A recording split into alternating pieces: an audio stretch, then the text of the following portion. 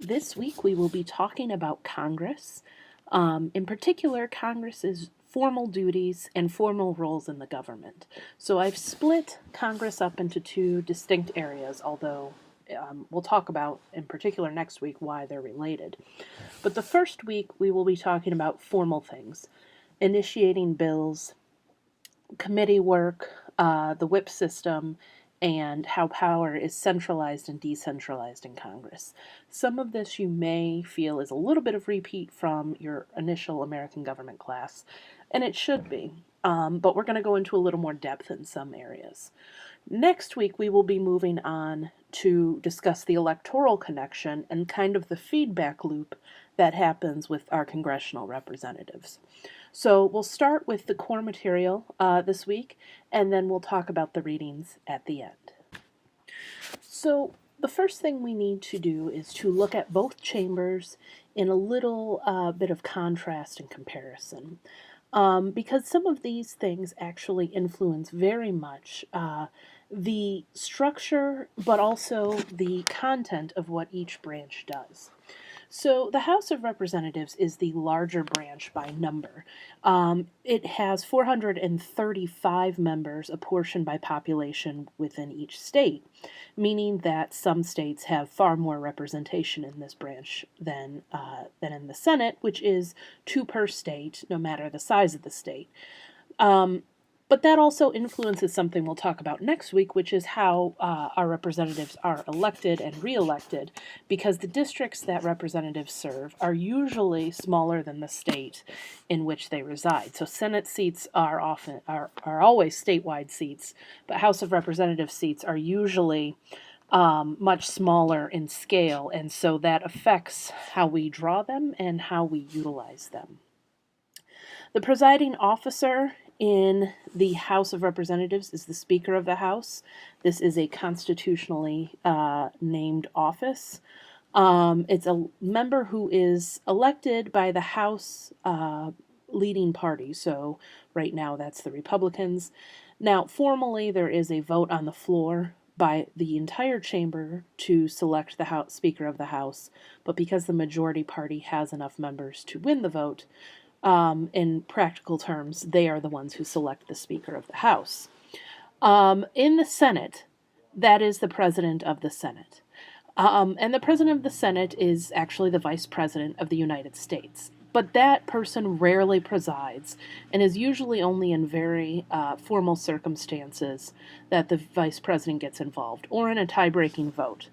Normally, it's the President pro tempore who is the leading authoritative figure or presiding officer, but more recently, those roles have really gone to the majority leader and the minority leader, depending on the time. The organizational structure, the key thing here is that the political parties are heavily involved in how the House runs. Everything from the rules to what bills are taken up to the matter of the debate, all of that relies on party structure. Whereas in the Senate, there are certainly parties involved, but there's also a sense of collegiality and independence that members of the House do not have. So this is good in that it leads for more room on negotiations and compromise, but for the parties, it's harder to control their members in the Senate. Their primary method of accomplishment in the House of Representatives is the use of the whip system, which is a system of party control over the members of that party, and we'll go into a little more depth in that this week. The Senate has a smaller whip system, and usually it's done more through committees and through the party structure itself, rather than an immense whip structure, since there's only 100 members versus 435. And I think it's important to just hover on those numbers for a minute, because one thing that I tell all of my students, whether we're, in American government or institutions or elsewhere, is that the number of people involved in each chamber really does matter. And you can think about it by thinking about maybe your high school class and how many people were in your high school class and how many people you knew. And if your class was doubled in size or tripled in size, would that affect whether you knew the people and had to see them every day and how you would act around them? If you had a larger high school class, that you graduated with, you might not care what certain people think. But if there's only 100 people, you're bound to know most of them. So the Senate number really does matter. But there are also aspects of who they represent based on districts and states that matter as well. The Speaker of the House is the most important congressional named role. It is a constitutional role.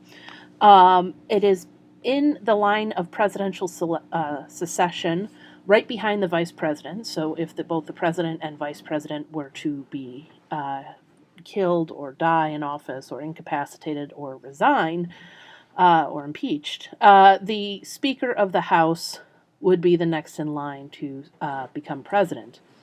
It is actually not required that the Speaker of the House be a member of the House, but all have been. There was some talk before Paul Ryan took the job, because he was hesitant on doing it, about getting a former Speaker or someone outside of the House to be Speaker. Not many people were stepping up when John Boehner resigned, but ultimately Paul Ryan stepped up and is still Speaker of the House. Speakers preside over the House. That is their institutional role. So they rule on points of order. If someone says, where are we in the debate? If you've ever been in a meeting that's run on, Robert's Rules of Order or some other procedural method, there is someone who is usually a parliamentarian, but then someone who ultimately rules on the matters at hand. Announces the results of votes, refers legislation to committees. So, as we'll see in a couple of minutes, when legislation is introduced, it gets referred to a committee. The person who gets to decide what committee or committees that legislation goes to is the Speaker of the House. And is the chief parliamentary officer of the body. So, the chief person responsible for interpreting the rules of the House of Representatives. Speakers have a lot of political clout, so their political role cannot be understated, or overstated, rather. They set the House's legislative agenda, and they do this not only by introducing bills or encouraging their party and organizing their party to introduce bills, but by effectively being able to stall opposition legislation if they really don't want it to go through.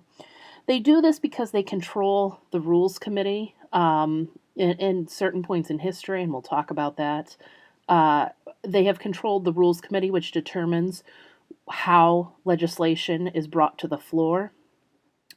They chair or heavily influence the committee selection panel of the party, meaning they get to choose who gets what committee assignments. And they give and withhold rewards, like committee assignments, like legislation, certain special rules on legislation, and etc., for loyalty to the party. They do coordinate with their party members in the Senate and the leadership in the Senate as well. The Speaker is formally elected by the House membership, so the entire 435 members vote. But first, the party that is in power has the most membership in the House. In their party committee or caucus, they select who they want that person to be, and then it goes to the larger chamber. Usually the Speaker of the House is long-standing representatives, people with 20 or more years, and often they stay in power as long as their party does. That has been changing a little more over time, and that reflects a little more volatility in this system. And then the influence of the Speaker. The Speaker is a powerful, powerful role.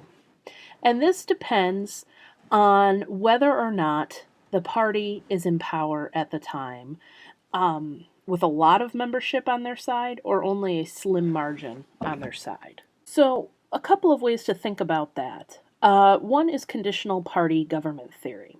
And that says that if the majority party shares common policy views internally, meaning there's a lot of cohesion amongst the majority party, and there's sharp differences from the opposition or minority party, or polarization, there is strong centralized leadership in the hands of the Speaker. So that when this happens, if the majority has a lot of cohesion, a lot of cohesive policy views they want to see passed, and that those sharply distinguish from the other party, they usually put a lot of faith and a lot of power in the speaker. And this works because people give power to their leaders when they believe that that will lead to an end that they want to see happen. So the means there justify the end. This in modern times has become the norm because regional realignments in party ideology have led to an exacerbation of both conditions, both cohesiveness within the party, so intra-party cohesion, and inter-party polarization. So another theory on this, though, is pivotal voter theory. And this is that there are critical members who you know are either fence sitters or have an independent streak, whose votes are necessary to form a majority or meet other qualifications, like a 2/3 vote to override a veto or that type of thing. And so the pivotal voter theory says that what happens on the House floor is going to revolve around what is acceptable to those pivotal voters. In other words, that those independent voters, whether they be aligned with a party or not, and they usually are, but there are some, Republicans that are more liberal and some Democrats are more conservative. Pivotal voter theory says that the speaker will defer to those pivotal voters in many ways. And so you might see this when the majority party is not as unified as they could be, and therefore they're unable to advance their agenda without catering to this individual person that they might not otherwise cater to. And so the Speaker of the House has less power when you see this happening. So we need to talk about how a bill becomes a law. And, I'll post the famous, or infamous, depending on whether you like it or not, Schoolhouse Rock video. And certainly that gives us a lot of clues. And actually, it's a good starting point for this discussion because, it goes through how a bill becomes a law, but it's very broad brushstrokes. So, there's no verse on committee markup that says anything more than you could die in committee, which is true. Bill does talk about how he could die in committee, but what that means and what types of things are done. So we're going to go through a really detailed look at how a bill becomes a law and make some stops along the way where appropriate to make sure we highlight the key things. Now, the coloring on this slide is important because if you look, the colors get lighter and lighter and lighter as you go along the route to the final step, which is to be sent to the president. And I didn't even get into here whether the bill is vetoed and then overriding a veto.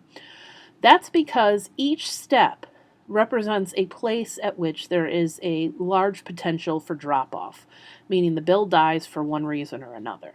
So based on the number of bills that are introduced, you would think we have a lot of new laws every year, but those bills get refined over time, whether they get ever a committee hearing, might be an issue, or whether they survive their committee hearing.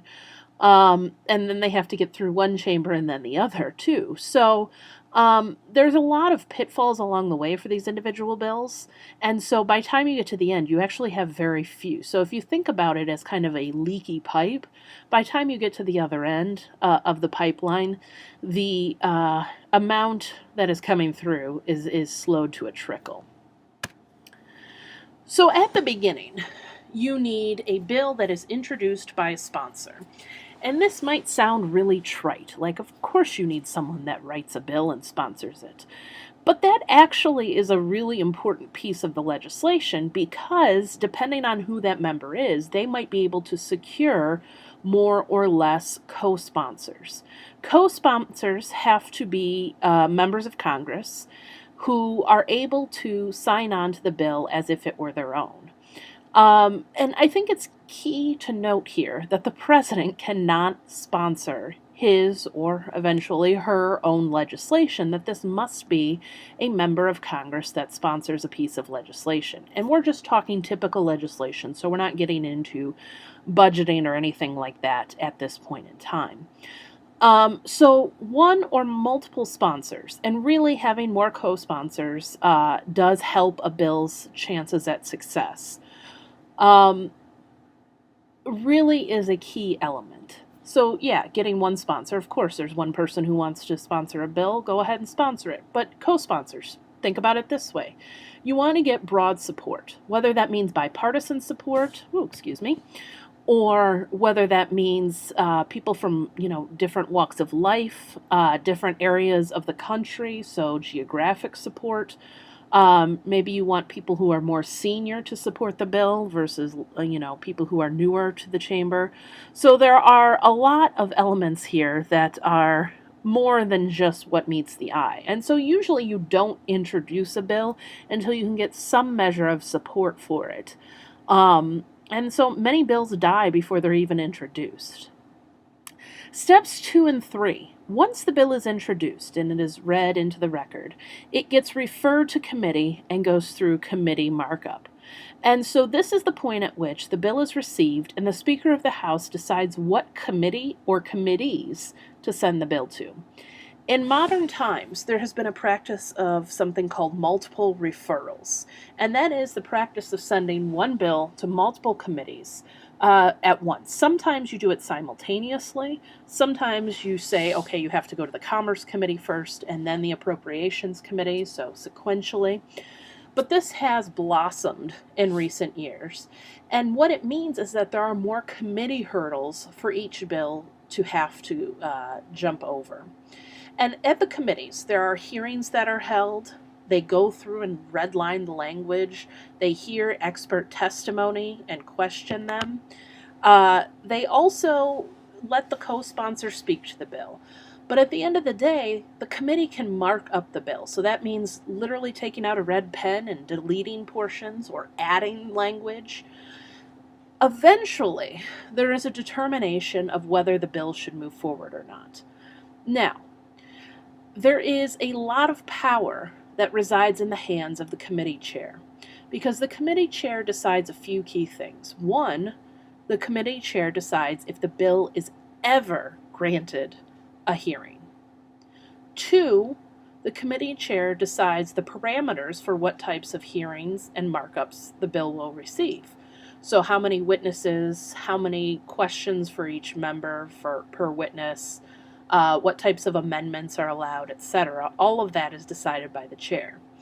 And then ultimately the chair decides whether or not there will be a vote to refer the bill as amended back to the main floor.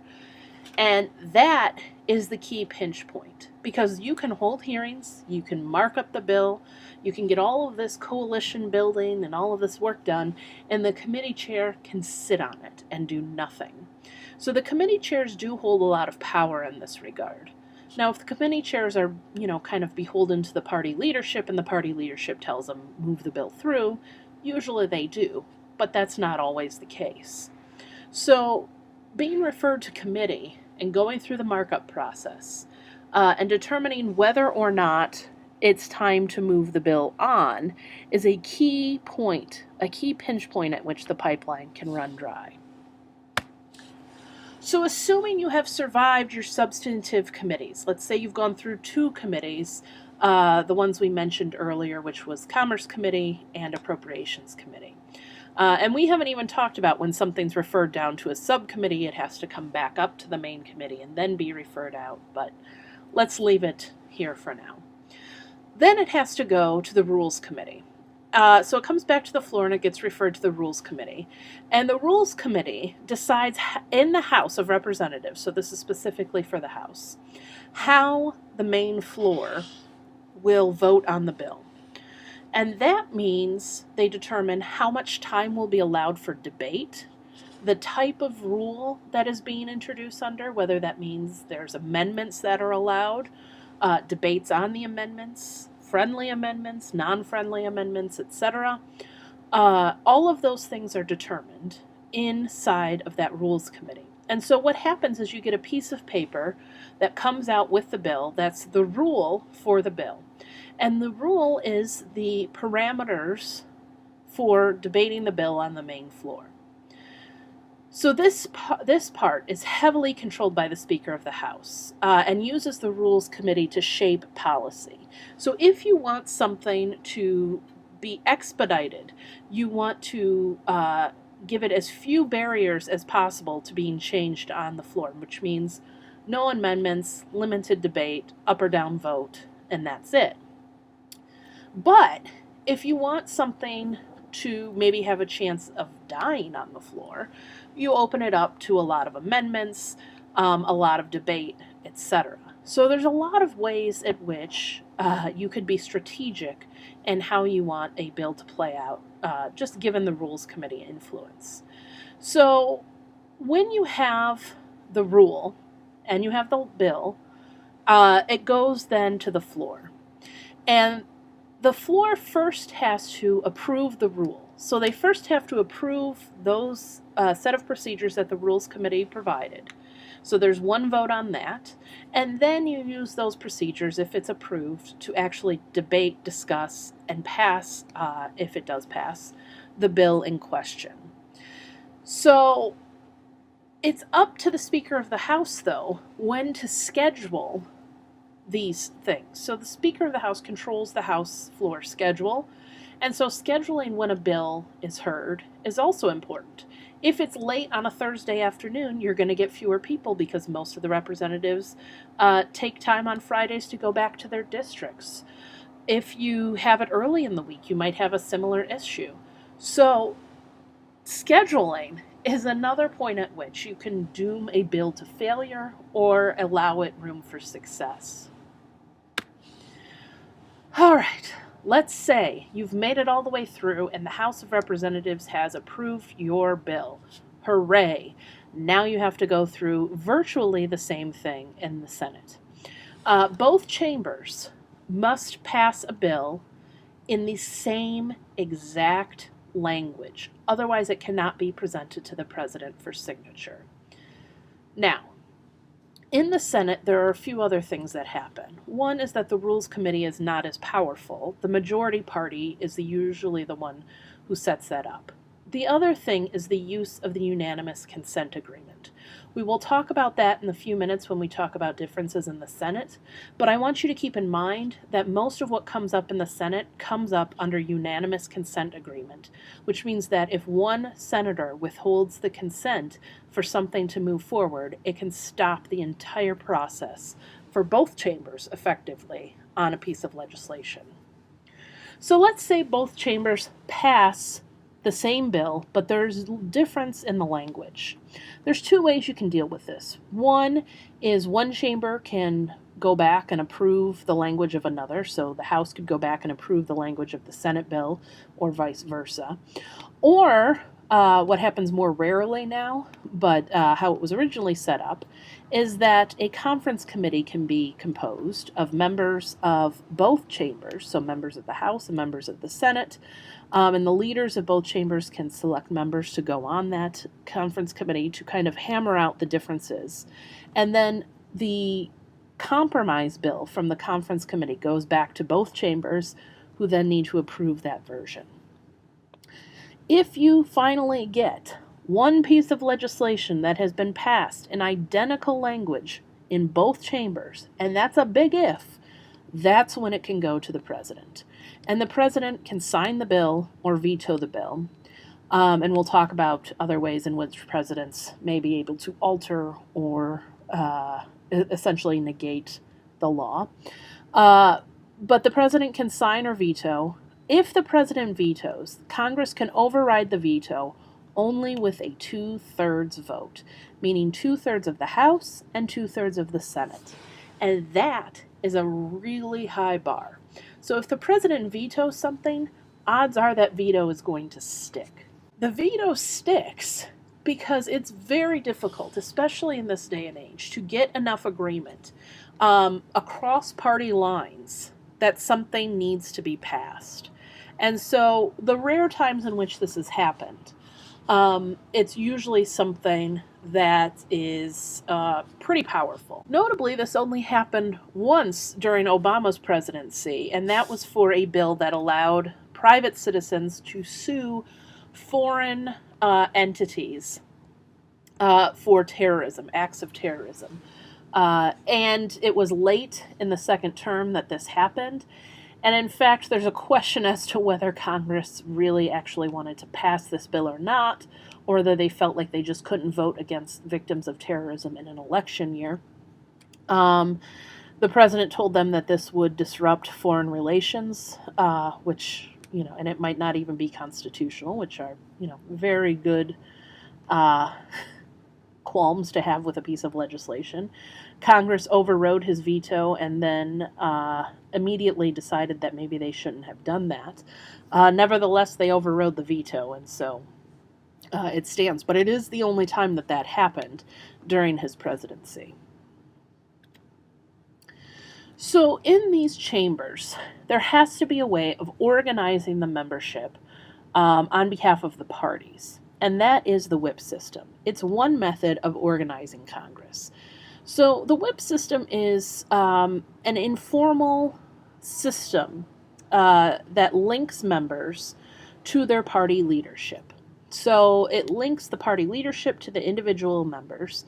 And the reason why it's used is to keep information flowing in both directions, both to the party leadership and from party leadership to members, and also is a way to keep party members in line and to understand how votes on things might affect the party as a whole in different circumstances, whether that's with other legislation, whether that's with internal power struggles, or electorally.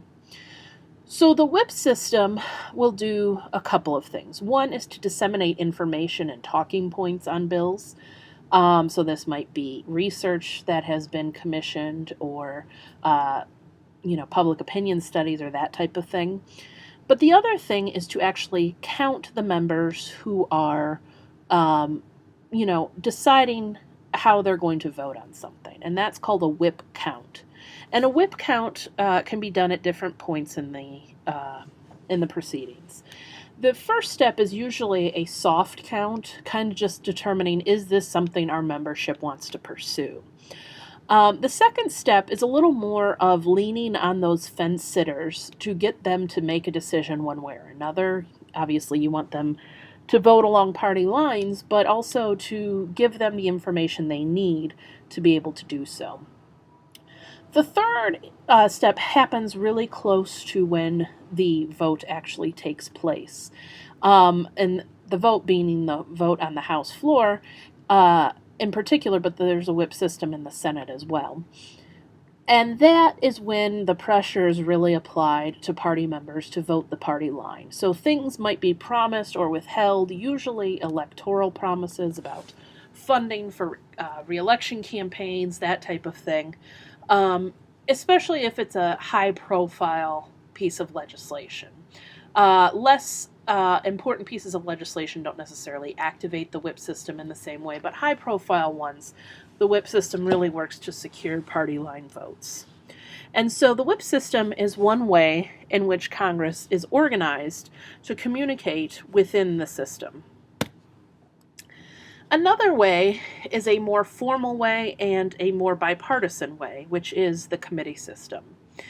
Committees are smaller bodies within each chamber that really do the real work of vetting legislation, holding hearings, making amendments, changing the language of the bill, having testimony given from experts on the bill, and so on. So committees is where the real work of legislating gets done. Committees are divvied up on the basis of substance, and then there are subcommittees for each committee as well. You can actually differentiate types of committees a few different ways. So, generally each committee has its charge in substantive law. So things like Veterans Affairs versus, commerce versus criminal, reform type matters, although that would be a subcommittee, so Justice Committee. There are two other ways you can think about these committees. One is based on permanence. There are standing committees and select committees. Standing committees are committees that last through all sessions of Congress. And a session ends every 2 years when the House of Representatives turns over. And I put that in quotes because most of them are reelected. So we just had a new session of Congress start on January 3rd. Certain committees, like the Commerce Committee, Agricultural Committee, so on, are committees that are renewed. You don't have to do anything special to renew them. They exist in every Congress. There are other committees that are shorter term specific issues. They may become standing committees down the road. So Homeland Security was a select committee that became a standing committee. But they can also be short-term issues that close out, investigatory type committees that close out and are not renewed for the next Congress. Most recent example of something like this is the Select Committee on Benghazi. Another way of thinking about committees is based on prominence. In the House of Representatives, there are certain committees that are more prominent than others. The Rules Committee, because they're the ones who get to decide how each piece of legislation is going to be heard, is a very prominent one.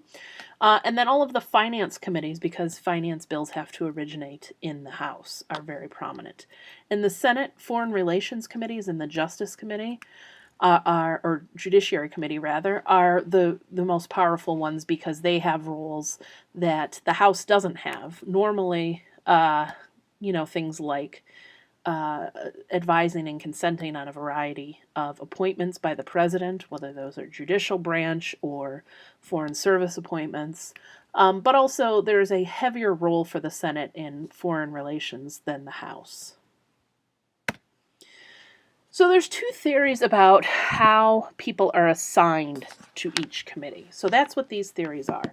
How do you make assignments to the committees based on various factors?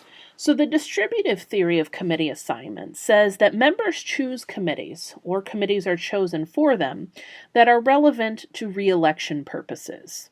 So that the ultimate choice for a committee is to get one that's going to help you get reelected come that time. So committees that can provide grant money to your constituents because there's that type of business in your area, or other types of benefits like lower fuel standards for the auto industry on the Energy Committee, that type of thing. So they give you free press within the district. They give you a good name. They allow you to be kind of that person that is the linkage between the committee and the industry, or committee and the natural resource, or whatever. And the ultimate goal under this theory is to place the representative in a committee that is good for their reelection chances. Another theory of how you assign committees is an informational theory. That theory speaks to the ways in which committees exist to gather information, so that committees exist to do the work that the larger body cannot do on its own. So they gather information through hearings, through investigations, through markup, and through testimony. And so that representatives from some districts might have relevant information and connections based on that district's profile.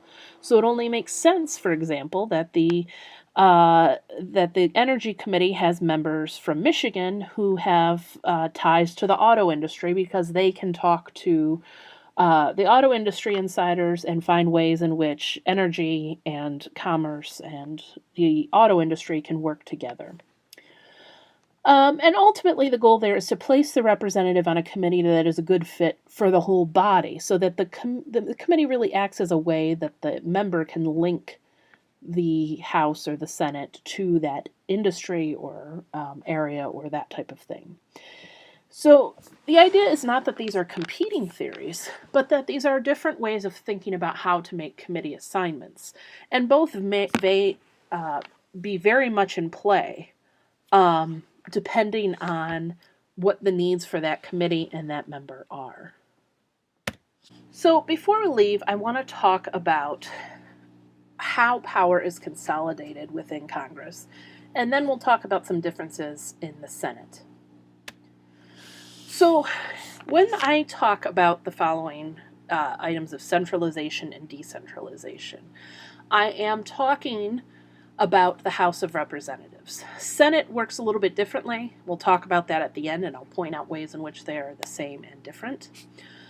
But the House of Representatives has changed over time in a way that power can be described as being centralized or decentralized.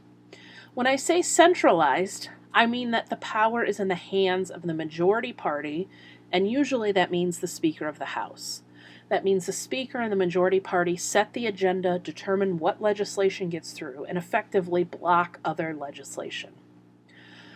When power is decentralized, on the other hand, it is more dispersed to individual members, so maybe based on seniority, and based on committee membership and committee chair positions. So, the key thing here is the Speaker of the House. When power is centralized, the Speaker will be really powerful and will be able to effectuate an agenda that he wants or she wants to see. When power is decentralized, the Speaker will be less powerful and committee chairs will be more powerful. So let's talk about some of these developments, because what we're going to be talking about next week are the ways in which Congress has been viewed by the electorate, and how that influences what members of Congress do. But it's important to realize that some of this doesn't necessarily have to do with elections or electoral prospects, but has to do with power inside the halls of Congress themselves. After Reconstruction, so after the Civil War, the power of the Speaker of the House grew more and more each year. In part because normally it was the case that the House of Representatives and Congress in general was to be more powerful than the president. But because the president became powerful during the Civil War, the Speaker had to become more powerful after. So the speakership grew in power. The Speaker could appoint committee chairs, name members to the committees, punish party members who did not vote the party line, and most importantly, chaired the Rules Committee. Not just sat on the Rules Committee, not just decided who was on the Rules Committee, but chaired the Rules Committee himself. Meaning that he decided what came to the floor for a vote and what did not. So the Speaker became extremely powerful. And if the Speaker did not want to see something happen, it did not happen. In 1910, this led to Cannon's Revolt, and this is named after Speaker of the House Joe Cannon, who oddly enough the office building is now named after. That 1910, Cannon's Revolt, led to an era of decentralization. And this revolt was not a bloody war, but rather a power reversal. When the membership rose against Speaker Joe Cannon, who was really just the end of a long line of more and more powerful speakers to use their powers in a biased and heavy-handed way. Members stripped the Speaker of his power and took the Speaker off the Rules Committee entirely, handed out committee assignments by seniority, and really led to the power being held by those who had been there the longest and those who were chairing committees and subcommittees. So that's when power was decentralized. And this means that Congress becomes powerful in certain areas when it has a powerful committee in certain areas, but it doesn't run as a necessarily singular whole, so that there are different interests being discussed and more deliberation. This led to some problems, most notably with the civil rights legislation that came out of the civil rights movement in the 1960s. What had happened was that there were several prominent Southern Democrats who did not want to pass civil rights legislation. Strom Thurmond, for example, who was in the Senate, and I know we're talking about the House, but this is a good example of this, staged the longest filibuster in Senate history by standing on the floor for 23 hours to essentially stop the Civil Rights Act from happening in the 1950s. It was the 1957 Civil Rights Act. There was another one of 1964, which was the big one. But in order to get around some of these older Southern Dixiecrats, as they were called, the Democratic Party had to change their rules. And so instead of assigning committees on the basis of seniority, which all of these Southern members were extremely old and had been there for quite some time, they assigned committees on the basis of party loyalty. They also created something called the Steering and Policy Committee, which directed members as to party initiatives and agendas for legislation. And so that effectively ended the Democratic Party as it stood. The members who were then stiffed on their committee roles switched parties from the Democratic Party to the Republican Party, in part because of this, and in part because of Nixon's Southern strategy to kind of lure those members to the Republican Party. And that stood for quite some time. So there was some centralizing of power in the early 1970s that represented power being returned to the party, not necessarily the speaker wholesale, so that party loyalty was now part of the package. So we had kind of a middle-of-the-road centralization of power, not too decentralized and not centralized necessarily in the Speaker of the House, but still more centralized than the 1960s and 50s. All the way through till 1994, when we had the Republican Revolution. In 1994, Republicans took over both chambers of Congress for the first time in several decades. Led by Newt Gingrich in the House, they decided that power was going to be centralized in the Speaker. And what had happened is the Speaker, who was Newt Gingrich, effectively was able to take over power and not assign things based on seniority, but based on party loyalty. So there were bills that were churned out by the party, put through committees on almost a pro forma basis as a rubber stamp, and then voted on under very strict rules that did not allow for debate or amendment. So the Republicans, having the majority, were able to effectively push through legislation as they promised in their contract for America. So things like welfare reform and tax cuts and what have you were pushed through fairly easily. In 2006, the Democrats ran and won control over the House for the first time since 1994. And in part, they did this on a promise that they would spread power out in a more democratic fashion. So they wouldn't shove bills down the throats of the membership, but rather would go through a more deliberative process. And while they did return some power to the committee chairs, it was a slight return. Because they too had an agenda that they wanted to pass. So there was 9 things they wanted to do in the first 90 days, like raise the minimum wage, extend unemployment benefits, etc. And largely they did that by bypassing committee markup. So what can we glean from all of this? Well, one, that power has been centralized and decentralized over time, and that these things influence the legislation that's happening, but also are influenced by the legislation that's happening. So that things like the civil rights movement and electoral victories can change some of this, but that it's largely internal politics that determines how these chambers run. And that most people don't understand why or when the speaker is more powerful than the times in which he is not.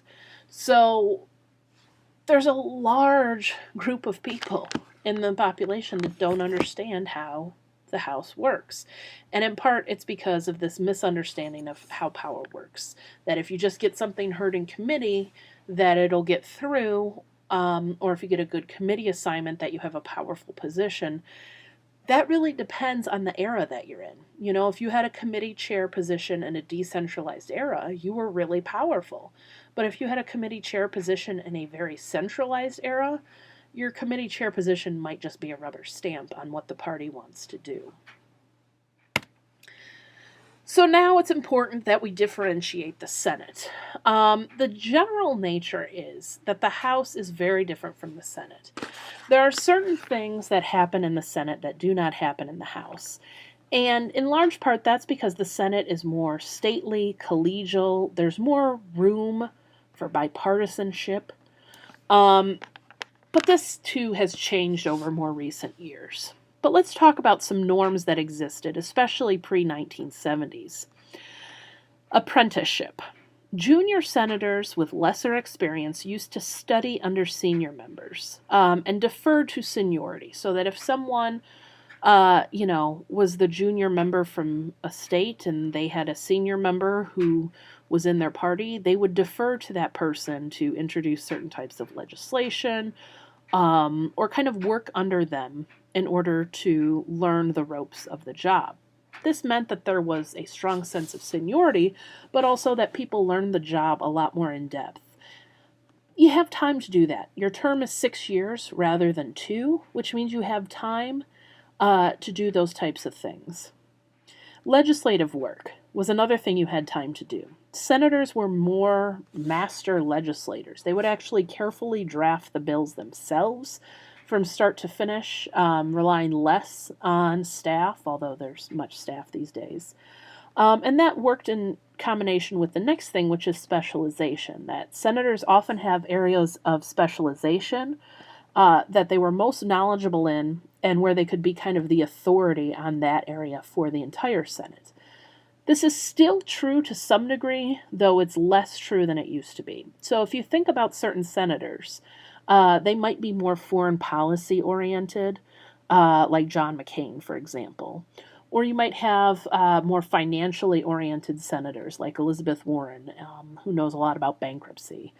So specialization was a way to use legislative work and apprenticeship. Those things all work together to provide a little more in-depth knowledge of a certain area and more in-depth work product as well. Another norm is courtesy and reciprocity. That is, that disagreement on issues could occur without personal attacks, and that when it was possible, you could trade favors as a mode of cooperation, where there might be something that you might not vote on normally, but because you know you have another vote on your legislation coming up, you'll reciprocate and vote for each other's bills in order to get both things passed. This is happening less and less. That's probably one of the norms that's eroding the most over time, but it is certainly more courteous and there is more reciprocity than exists in the House. And then finally, institutional patriotism. Senators take a great deal of pride in being the upper chamber of Congress and see it as being much more collegial and much more professional than the House. And in part, they're right. This is the chamber that's assigned duties like advising and consenting to presidential appointments, including things like ambassadors and cabinet members and members of the Supreme Court. And the Senate also has a larger role in foreign affairs because they have the power to advise and consent on treaties as well. So, or ratify treaties rather. So they do have more power, and therefore they have a little more of an institutional say, and so there's patriotism in that. You know, what I joke about usually is never call a senator a representative. It's kind of a derogatory term.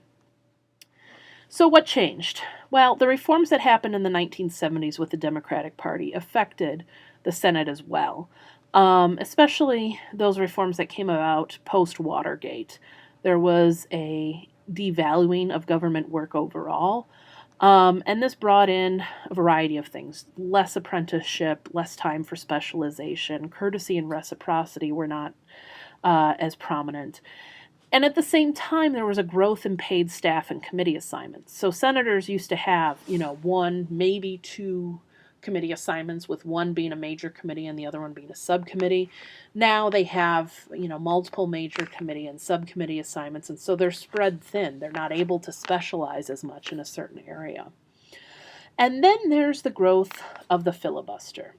So I am going to include a kind of primer video as to what the filibuster is, But let me tell you how it has changed over time. This used to be used very rarely as a way to stop things that were deemed to be going too fast or not in the general uh, good of the country. Um, but that doesn't necessarily mean it was not used. It was. I mean, filibusters have been used for a long time. But they have been used more and more as the parties have grown further and further apart, so have become polarized. And courtesy and reciprocity have gone down at the same time. So you see the filibuster rise and reciprocity and courtesy fall. In 2013, the Democrats in the Senate, who were in power at the time, decided to invoke the nuclear option. And what this meant was to do away with the ability to filibuster normal judicial nominees. The Republicans in the Senate were holding up many of President Obama's judicial nominees on district and circuit courts. And there was actually a crisis inside of the courts because they weren't able to handle the caseload. And Republicans were blocking these many times without good reason, and many times just out of pure politics, because that's what happens when you have a political branch like Congress. And so the Senate Democrats decided to do away with the filibuster by changing the rules for those positions. So the filibuster still exists for normal legislation and still exists for things like Supreme Court justices, but for district and circuit court judges, it does not exist, which means they didn't need the 60 members, as you'll see in the video, to overcome the filibuster, but rather just a simple majority. And the Democrats, in some ways, are regretting this now, that they are in the minority party in the Senate, because the filibuster is fundamentally a way that the minority party can stop the majority party from engaging in something. It goes back to what we heard in Federalist 10 and 51, that factions exist in the majority and become a problem, and that just because it's a majority faction doesn't mean it's right, but that checks and balances are needed, and that there needs to be a way to slow down the process and sometimes even stop it to ensure that it's the right thing. So Madison, for example, used to call the Senate the saucer that cools the tea. So if you've ever been to a fancy tea party, you can pour a little bit of tea into the saucer, it spills out, and then your tea cools down and the tea in the saucer cools down as well. It used to be thought that the Senate, being slower and more deliberative, would act this way for Congress. But it was almost like the saucer took over the tea in many regards. So make sure you watch the video about the filibuster and the video about the changes in the filibuster. So I wanted to talk about our two readings this week. First, let's talk about the Wasserman reading, which talks about the climate bill and details the ways in which it failed. The reason why I signed this is because it animates so much of what we talk about this week, especially decentralization and centralization. Because a centralized apparatus is able to get stuff done. That's why there's a benefit in having a centralized Congress. Now, the benefit only works if you agree with what Congress is doing. So if you disagree, the benefit is to have a decentralized branch rather than a centralized one. But if you want something like the climate bill to be passed, then you're going to want one of two things, probably both, really. One is you're going to want the sentiment both in the branch of Congress as well as in the public to go in one direction so that you know this is what everybody wants and we're going to get on board and do it. But you also want the ability of the party leaders to control what the membership does in some way so that you can better predict outcomes and make changes along the way.